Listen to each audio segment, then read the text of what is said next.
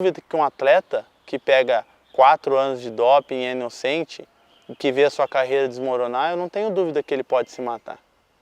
Eu não tenho dúvida que o atleta pode, de uma certa forma, entrar numa depressão fatal e só Deus sabe o que a pessoa vai fazer. O que eu passei, o que eu estou passando não é fácil. É porque a gente pensa assim, tá suspenso, mas ninguém sabe a dor lá dentro. Falando com a minha esposa hoje, a gente até sonha voltar a jogar. A gente sonha, porque não é fácil. A gente... fui mal.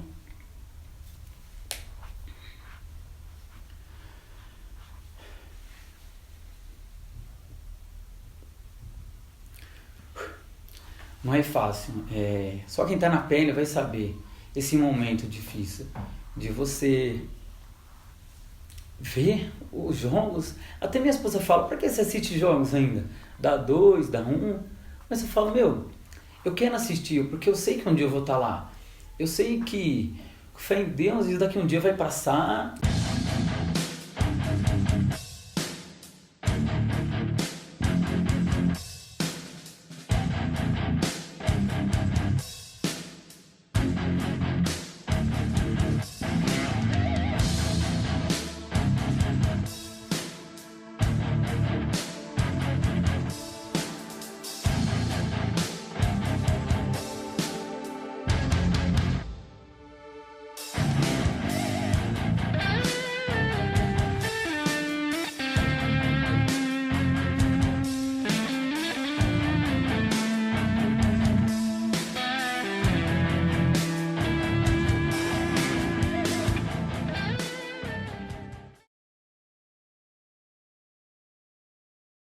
Com 21 anos, foi meu primeiro clube profissional, União Suzano, onde eu me profissionalizei. Em 2015 eu fui para o Nacional. Foi ali que minha carreira, eu acho que deu uma alavancada muito boa. Que dali eu joguei A3 do Paulista, fui artilheiro do time, joguei a Copa Paulista, fui artilheiro do clube também. E surgiu uma oportunidade para mim jogar no Taubaté em 2016. E quando eu voltei novamente para o Grêmio. Grêmio Maués da minha cidade. Joguei a Bzinha, joguei até o final do campeonato, eu joguei 14 jogos, fiz 18 gols, fui vice-artilheiro do campeonato e surgiu a oportunidade para mim jogar no São Caetano. Tive uma proposta muito boa de ir para o Juventus, quando foi tudo que aconteceu.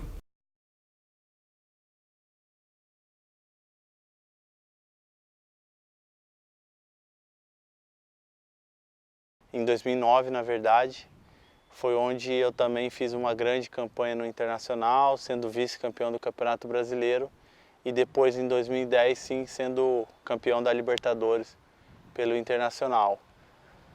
E aí depois eu fui para o Vasco em 2011 e também, graças a Deus, chegando e fazendo uma boa campanha, sendo artilheiro do Campeonato Carioca, sendo campeão da primeira taça e depois sendo coroado com o título de campeão da Copa do Brasil e artilheiro também da Copa do Brasil. Eu fui convidado, para fazer parte vamos chamar assim, de uma reestruturação do Palmeiras, e que também fui abençoado com o título de campeão brasileiro, um título que faltava para minha carreira.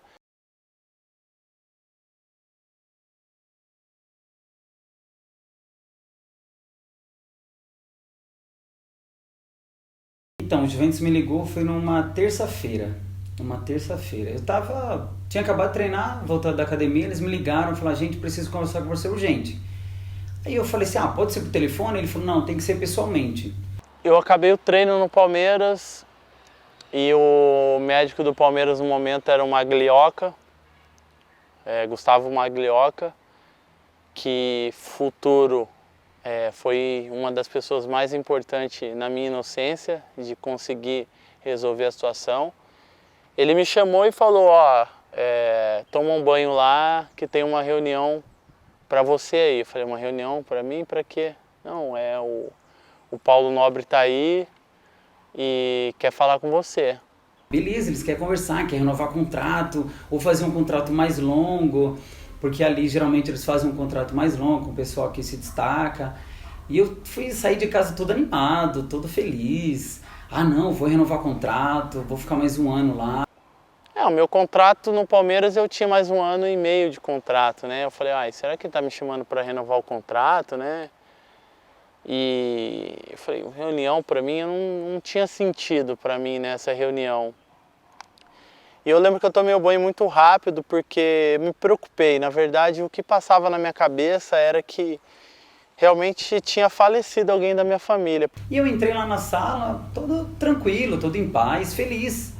Foi quando ele sentou, fechou a porta e eu fiquei meio desconfiado, né? Porque ainda tinha um pessoal lá, né? Eles pediram pra todos saírem, né? E quando eu entrei na sala, por surpresa, né? Tava o treinador ainda e tava mais o Altamiro, que era o chefe da... era fisiologia, que cuidava toda da nossa suplementação, de tudo aquilo de alto nível que o atleta precisava.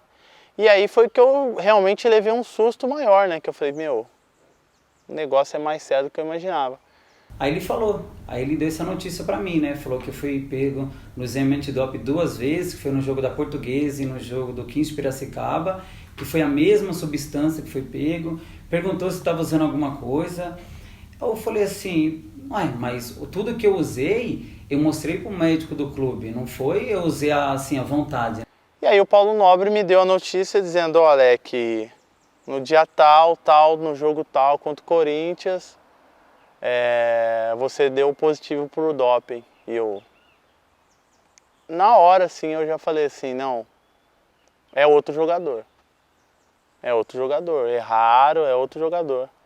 Não, pode ficar tranquilo, a gente tá aqui para te ajudar, você usou alguma coisa, tomou alguma coisa fora disso? Eu falei, não, cara, vocês não estão entendendo. Eu sou um dos caras mais profissionais que vocês vão conhecer, nesse sentido de não usar nada, de não tomar nada fora daquilo que o clube não permite. E quando eu saí de lá, eu lembro que eu fiquei sentado ali na frente da Javari no banco, mais ou menos uns 40 minutos, olhando para o campo, porque não estava tendo mais treino, né? O pessoal estava praticamente de férias, e eu fiquei pensando, começou um filme passar pela minha cabeça, tudo o que eu passei, os momentos difíceis, os momentos bons, e ali eu pensei que ia ser o fim. Eu entrei no trem e parecia um zumbi, eu não conseguia olhar para nada, eu fiquei meio cabisbaixo, triste. Quando eu cheguei na minha casa, eu não sabia o que fazer, se eu chorava, se eu gritava. Eu sei que eu entrei no meu quarto, eu comecei a chorar. Comecei a chorar, sem entender esse momento que eu estava passando. Mas ali parecia que o mundo tinha caído na minha cabeça. Parecia que eu não tinha perna, não tinha chão. Para quem jogou 18 anos seguidos, 10 anos como profissional, parado uma hora para outra, fala que jogador morre 2 vezes, né? Quando para e a morte normal, né? E para mim é uma morte mesmo, é um luto que eu espero que passe logo. Antes de eu chegar em casa já estava em todas as páginas da noticiário de internet, então não deu nem tempo de conversar. Minha preocupação maior naquele momento era de explicar para o meu filho, passar para ele que eu era inocente, né? Na verdade, e como eu passaria isso para ele, né? Porque eu sempre criei o meu filho dizendo que você tem que ser leal, né? E o doping, ele é desleal, né? Então, eu estaria tendo uma criação do meu filho falando uma coisa e fazendo outra, né? Então a minha preocupação maior naquele momento era mostrar para o meu filho que eu sempre fui leal e seria leal até o fim da minha vida, né? E a minha preocupação era muito grande em cima disso. E no caminho do CT até em casa, eu fui pensando no carro o que falar para ele, como falar.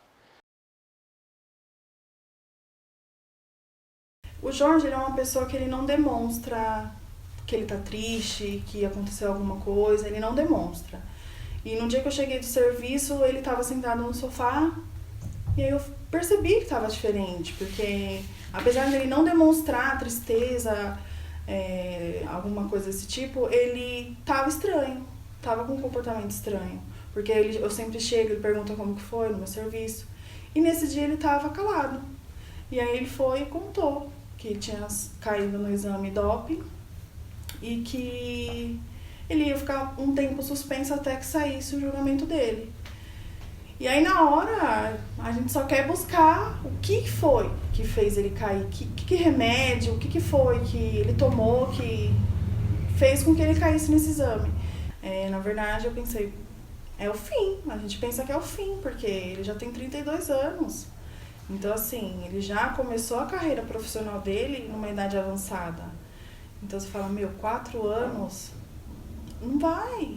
Só que aí eu pensava isso, mas eu não podia transparecer, não podia falar. Tô falando agora, inclusive. Se eu pensasse que, poxa Deus, e agora? O que vai ser? E eu só falava pra ele, eu falava, Jorge, você precisa voltar pra faculdade. Você precisa, porque a gente não sabe o que vai acontecer. Sim, eu pensei, é o fim. Não tem outra coisa pra pensar. Até hoje, poucas pessoas sabem. Praticamente a dedos as pessoas sabem. A minha esposa, a minha família, o meu sogro, a minha sogra, que está mais próxima, né? Mas os meus pais, eles não sabem. Os meus pais, os meus irmãos, eles não sabem. Os meus amigos. Aí, quando a gente vai jogar, quando eu vou jogar, eles perguntam, e o profissional? Eu falei, não, esse ano eu estou dando uma segurada no profissional, porque eu estou estudando, porque eu tenho que me formar. Hoje eu tenho 3 filhos e sabem do meu caráter, mas eu tenho tio, tenho prima, tenho pessoas que moram distante, que mesmo eu falando, às vezes pode não acreditar e é normal, né? Tá lá que eu fui pego, né? Liguei no Palmeiras porque o atleta, quando ele é pego no doping, ele não pode nem exercer a profissão. Eu não poderia jogar futebol em lugar nenhum, muito menos ir nas dependências do clube. Se você vai na dependência do clube e você é notificado, é 3 dias a mais depois da pena. Então eu liguei no Palmeiras e falei para o Palmeiras, falei assim, ó, eu preciso de um profissional me acompanhar todos os dias. Maluquice, né? Um cara que foi pego no doping e vai jogar daqui a 2 anos, e o meu contrato com o Palmeiras acabava depois de 1 ano e 3 meses, ou seja, quando acabasse meu doping eu já tinha acabado meu contrato no Palmeiras. E eu falei, não, eu quero um profissional para treinar comigo todos os dias. E o Palmeiras mandou um profissional, né, e que me ajudou bastante. O Palmeiras deu um apoio para ele. O Juventus não me deu nenhum apoio. Só me avisaram, não falaram que se podia um advogado para me ajudar, porque também meu contrato já tinha acabado. Eles esperaram meu contrato acabar para vir falar comigo. Acho que 2 dias depois que meu contrato acabou, eles falaram comigo. E eles falaram que estava à disposição. Mas à disposição não sei do que, porque até hoje ninguém me ligou para ver se eu precisava de um advogado, uma ajuda. A única coisa que me ligou foi o médico do clube, falando que se precisar ele daria algum tipo de entrevista, daria algum tipo de apoio, porque ele viu o rótulo que não tinha a substância que foi comprovada, né? O único tipo foi só o médico mesmo. Ele falou, ele vai atrás de um advogado, porque você vai precisar de um advogado. E eles, em nenhum momento falaram, a gente vai indicar ou vai ajudar a pagar algum sentido, nada. Não fizeram nada disso. Eu mesmo que tive atrás, que eu fui pego 2 vezes no exame de doping em 2 jogos, que foi no jogo contra a Portuguesa e no jogo contra o 15 de Piracicaba. E a mesma substância, subitramina e furosemida, né?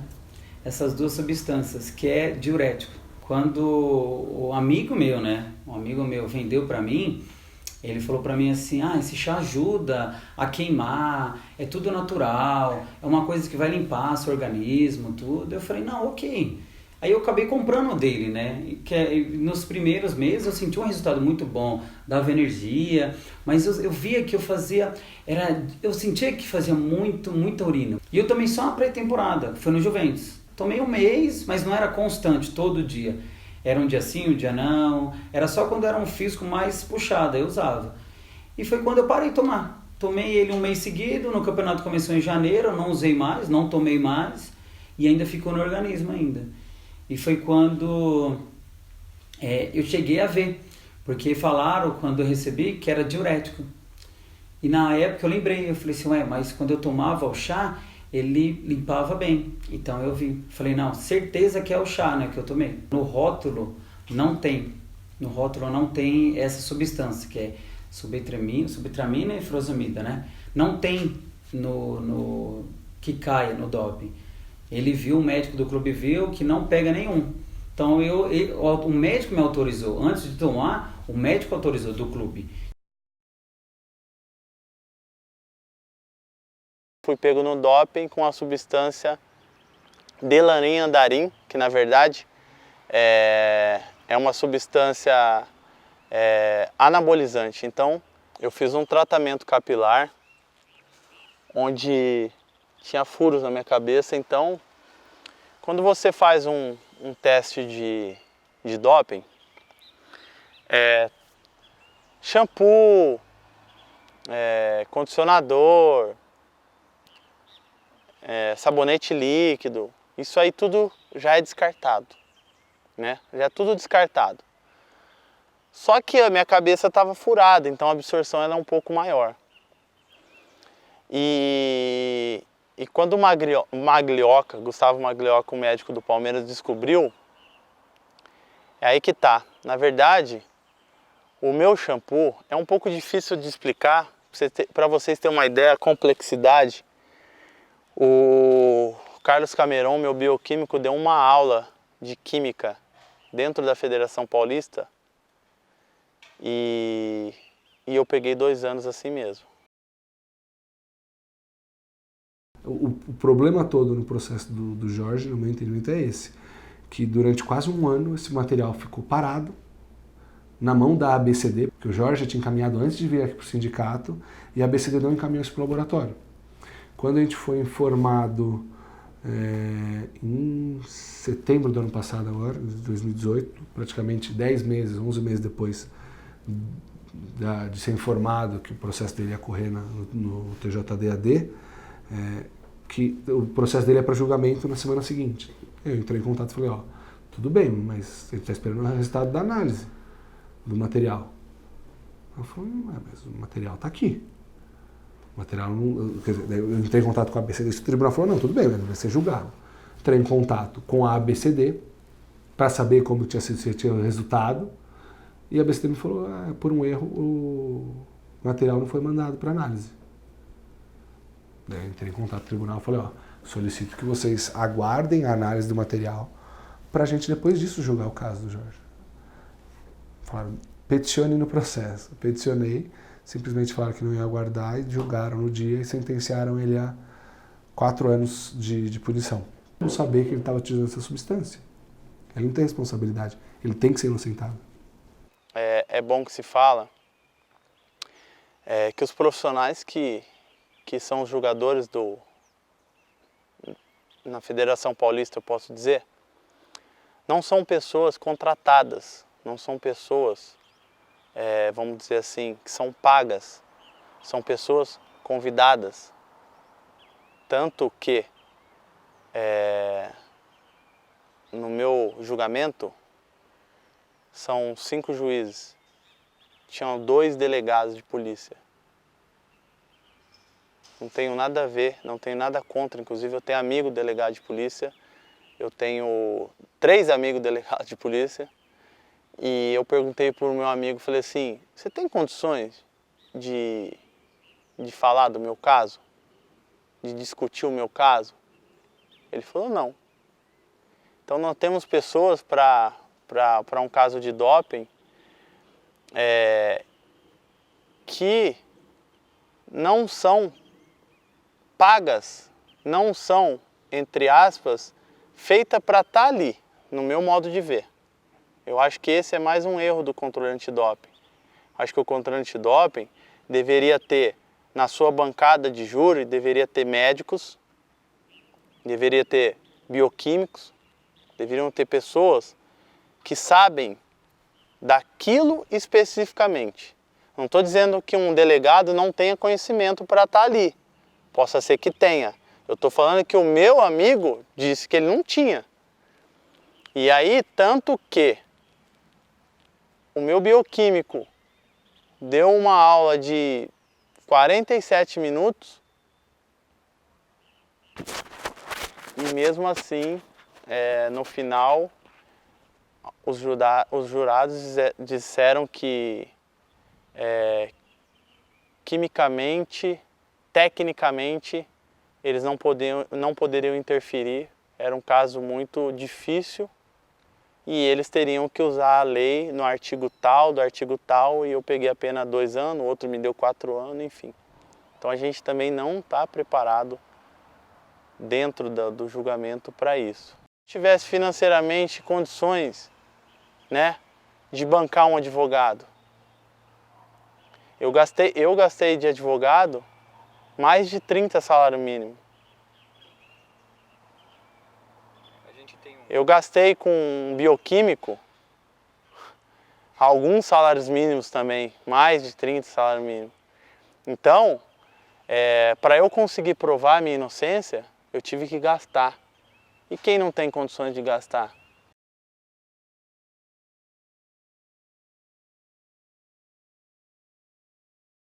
Bem em dezembro que saiu essa pena.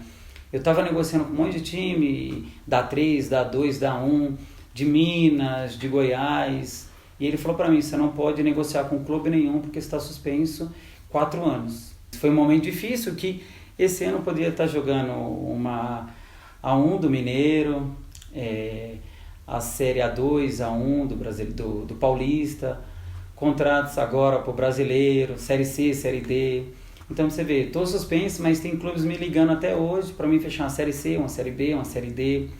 E eu não posso, né? Antes disso eu não posso. Quando eu soube que eu não ia poder jogar em 2019, eu peguei e voltei a estudar. Eu fiz 2 anos de Educação Física bacharelado e acabei voltando agora. Aí eu falei, como eu estou nesse efeito suspensivo, eu não sei quando eu vou voltar, então eu acabei optando em voltar a estudar. Eu me formo no final desse ano ou no meio do próximo ano em licenciatura, aí Deus sabe o que eu vou fazer. Não estou trabalhando, mas estou jogando na várzea, né? Tenho muitos jogos na várzea, final de semana. Minha esposa é professora, ela trabalha, a única renda que tem é dela, né? Formal. Mas aí como eu jogo final de semana, praticamente 4 jogos final de semana, então a renda ajuda nesse final de semana também. Geralmente eu ganho... Num final de semana eu consigo ganhar numa faixa de 1.800, 1.900, nessa faixa. Depende também, porque quando vai fechar com um time, a gente acaba pegando um dinheirinho extra, né? Quero jogar, mas eu preciso de uma ajuda. Aí geralmente eles dão 3.000, 5.000, 7.000. Vai de campeonatos, né? Vai também quantos campeonatos vão disputar, né? Tem time que disputa 3 competições no ano, aí ele já fecha um pacote já pro ano inteiro, entendeu? Aí a gente vê no profissional. No profissional você recebe um mês, às vezes no outro mês não recebe.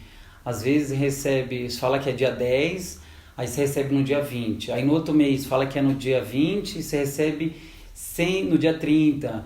Então nunca é aquele dinheirinho certo. Então eu não posso contar com o dinheiro do profissional, porque atrasas muito atrasas. Então é muita justiça. Eu não cheguei a colocar time na justiça, mas já tive muitos problemas de acabar o campeonato. O último mês é fato que a gente não recebe.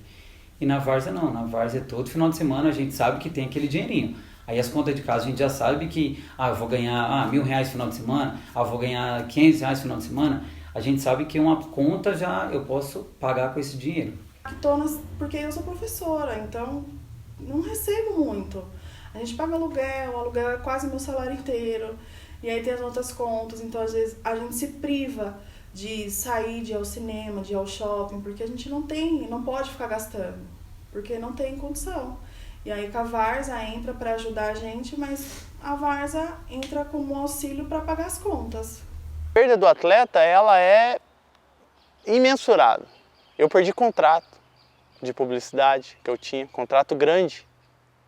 Eu perdi um contrato grande que eu tinha.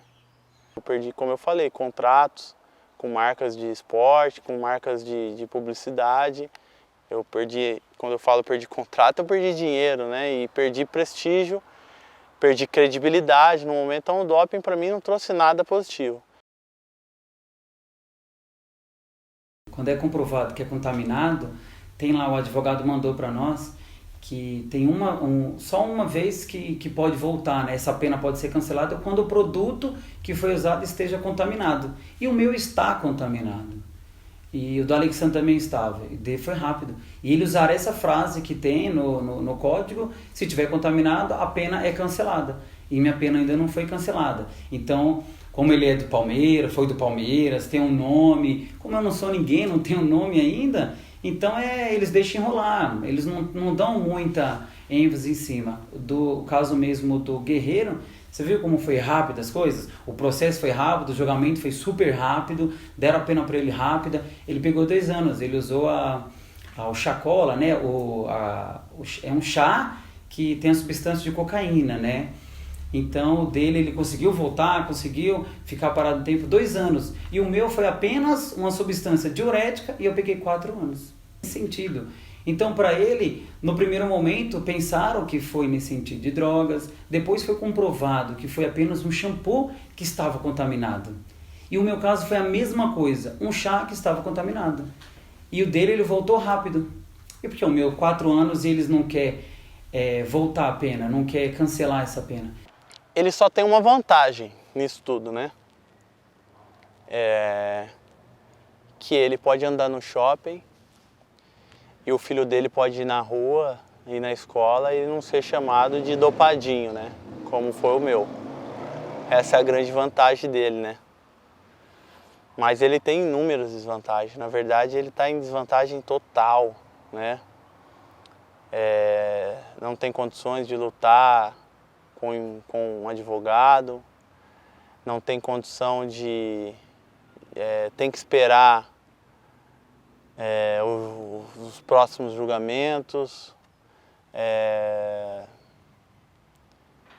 bem complicado. Pouco sabe dessa minha história. Eu também não deixei para falarem porque, para mim, é uma coisa vergonhosa. Porque todos pensam que doping é que você usa algum tipo de drogas, né? Porque, doping, usou algum tipo de droga, usou substâncias que não podem. Que nem no meu caso. No meu caso foi